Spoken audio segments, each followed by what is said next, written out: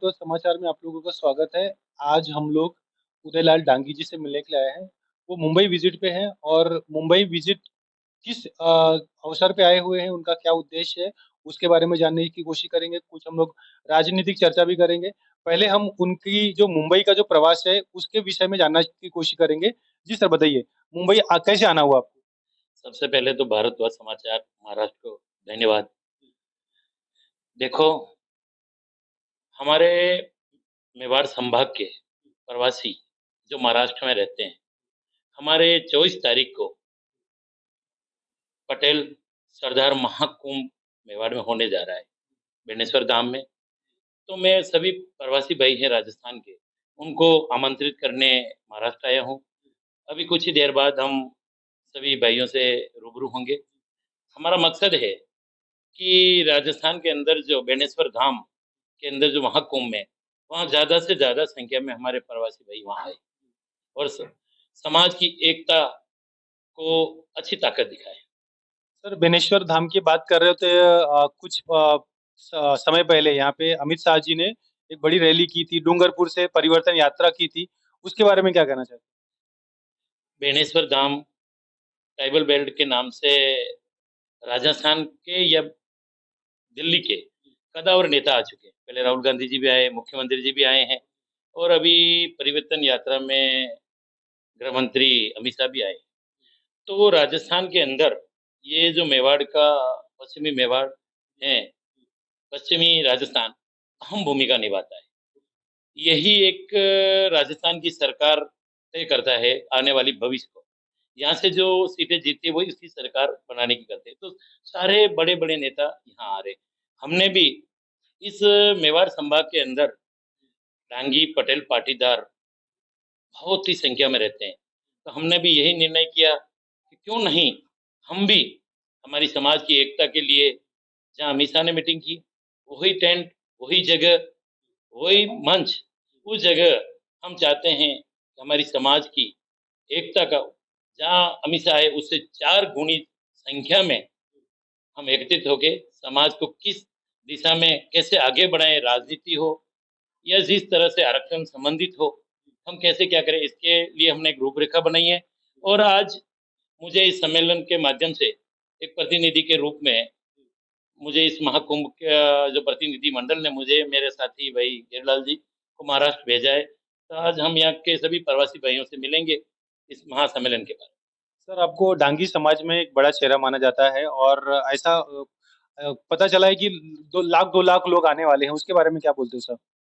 देखो, डांगी पटेल पाटीदार समाज में कहीं मुझसे भी बड़े दिग्गज नेता हैं, फिर भी अगर आप कह रहे हैं, मानते हैं, तो धन्यवाद है समाज को। देखो, यहाँ जो हमारा समाज का जो मामला है, राजनीतिक के में देखा जाए तो राजस्थान के अंदर 200 विधानसभा है, मगर राजनीति में विधानसभा में आज की तारीख के हमारा डांगी पटेल पाटीदार को शून्य की गिनती में।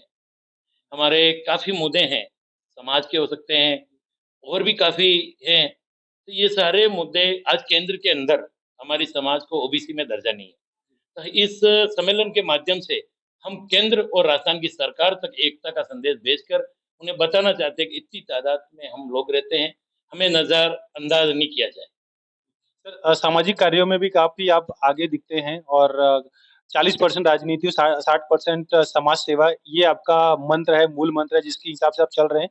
तो अगर अगर आप कल को आप सरकार में आते हो या आप खुद चुनाव जीतते हो, आप विधायक बनते हो, तो सर्वप्रथम आप कार्य क्या करेंगे? देखो, जो सामाजिक कार्य है, वो मेरा मकसद है कि मैं किस तरह जनता की सेवा कर सकूँ।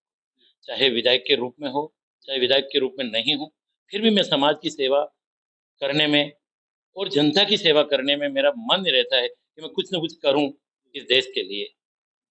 सर, डांगी समाज के लिए जैसे आपने बताया कि कुछ तो आरक्षण की बात है, उनको ओबीसी में सम्मिलित करना है, तो ये आपकी प्राथमिकता होगी? देखो, ओबीसी हमारा जो नॉन टीएसपी है, उसमें हम ओबीसी में है पहले से, पर टीएसपी एरिया के अंदर ओबीसी का दर्जा नहीं है।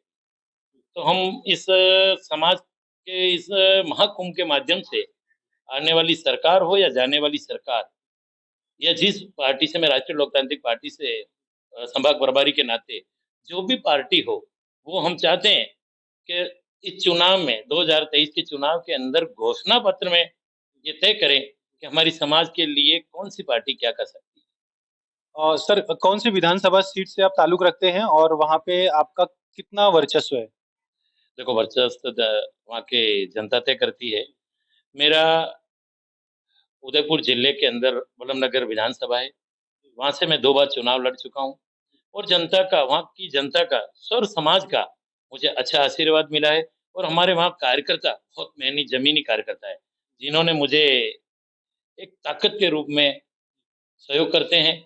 तो निश्चित रूप से इस बार 2023 के चुनाव में कार्यकर्ता के माध्यम से इस बार हमें जीत भी मिलेगी और अगर मुझे अवसर मिला विधानसभा जाने में का, तो मैं सर्वप्रथम जो मैंने मेरे काफ़ी दिनों से जो विधानसभा का सपना है, काफ़ी बेरोज़गार भाइयों के लिए, कई किसानों के लिए, उसका कोशिश रहेगी मैं कैसे उसको पूरा करूँ और निश्चित रूप से जिस तरह से 60-70 साल से एक विरासत की राजनीति चलती आ रही है वहाँ, तो लोग परिवर्तन भी चाहते हैं। तो हम सब सर्व समाज मिलकर एक नया इतिहास कोलम नगर में बनाएँगे। सर आप मुंबई में आए हैं, महाराष्ट्र में भी बहुत सारी एरिया है जहाँ पर राजस्थान के काफ़ी मारवाड़ी समुदाय के और अलग-अलग समुदाय के लोग रहते हैं, राजस्थान से जो ताल्लुक रखते हैं, उनके लिए आप क्या करेंगे? देखो, राजस्थान से जितने भी 36 कौम के प्रवासी भाई हैं, मैं उसको यही संदेश